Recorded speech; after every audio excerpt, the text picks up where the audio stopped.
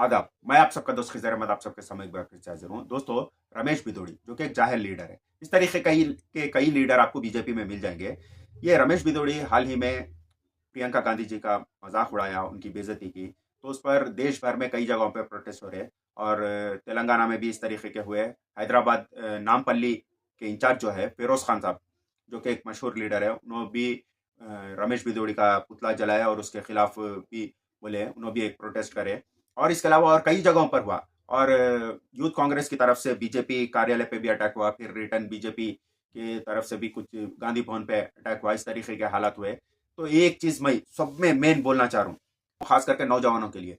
BJP की तरफ से कई लोग अरेस्ट हुए, खास करके नौजवान ज्यादातर अरेस्ट हुए, और कुछ छोटे मोटे कार्यकर्ता भी लीडर हुए। उसमें राजा सिंह जो हमेशा यह बात बोलता कि मैं हिंदुत्व की मदद करूंगा, बीजेपी के वास्ते हमेशा तैयार रहूंगा, सीना थान के रहूंगा, वो रहूंगा, ये रहूंगा, ऐसे कई बातें करते रहता।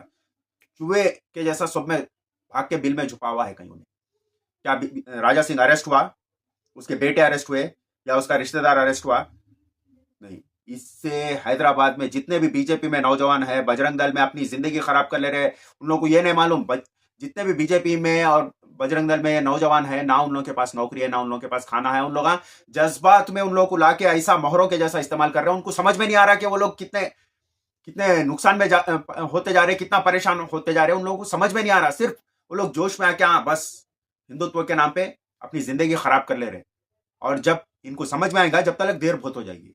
कुछ रास्ते ऐसे रहते हैं, वहां से यू टर्न पहले ले सकते, लेकिन आगे चलने के बाद यू टर्न नहीं ले सकते। यू टर्न भी मौत का ही रास्ता रहता, बर्बादी का रास्ता रहता। ये बर्बादी के रास्ते पे आगे बढ़ते जा रहे हैं। आप तो भी समझो, एक एक बीजेपी का बड़ा लीडर जो कि हमेशा कहते हैं हम लोग आगे रहेंगे, नौजवान बच्चे तुम लोगों को हम लोग बचाने के वास्ते, नौजवान बच्चों को बचाने के वास्ते, तुम्हारा हिंदुत्व बचाने के वास्ते हम लोग आगे रहेंगे। बोले एक जना भी कोई अरेस्ट नहीं हुआ, ना राजा सिंह अरेस्ट हुआ, ना संजय बंडी संजय अरेस्ट हुआ, ना माधवी लता अरेस्ट हुई, ना कोई ऐसे कोई दूसरे लीडर अरेस्ट हुए।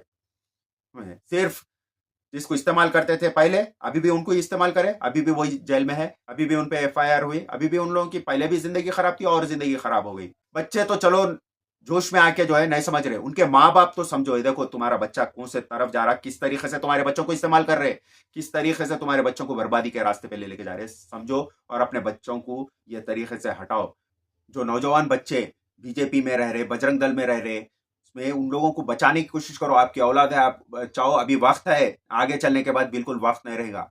बाकी की जिंदगी या तो जेल में गुजारना पड़ेगा, या तो जो है बर्बादी में गुजारना पड़ेगा। कुछ नहीं कर सकेगा, अभी भी वक्त है।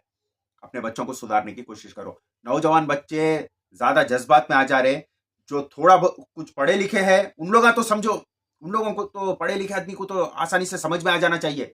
और राजा सिंह कह रहा है कि हम बुलडोजर चला सकते, आग लगा दे सकते, जला दे सकते बोल के। कुछ होने वाला नहीं है। वो साइड के स्टेट्स नहीं है ये, जो ये तेलंगाना, ये हैदराबाद है, यहाँ पे ऐसी मनमानी वो नहीं चलती। यहाँ पे कुछ नहीं हो सकता। हिम्मत है तो तुम रोड पे लाके बताओ खाली बुलडोजर।